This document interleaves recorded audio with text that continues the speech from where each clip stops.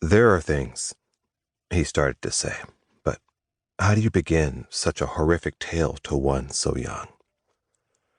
"Once upon a time there was a town under the spell of what? Unsettling madness?"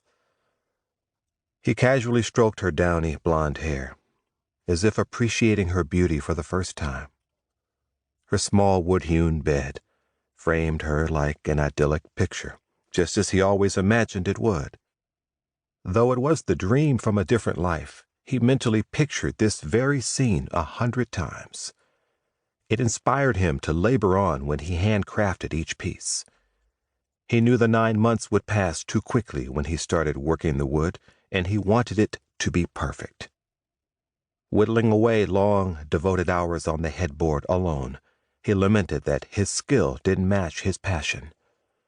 Translating what he imagined into what he carved: a broad willow tree in a field of blooming flowers.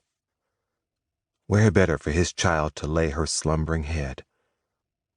She slept, innocent against the backdrop of violence, mayhem, and blood.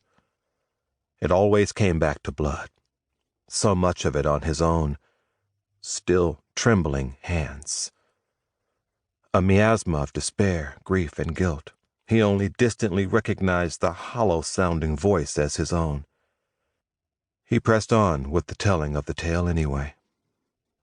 "I've committed some awful things, deeds of which I am not proud, things a child ought not to hear, but things which I must tell you anyway.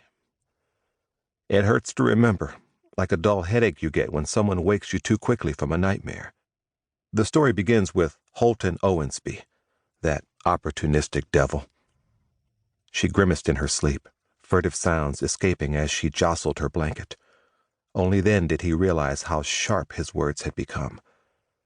No matter how many generations down the line she may be, she was still kin.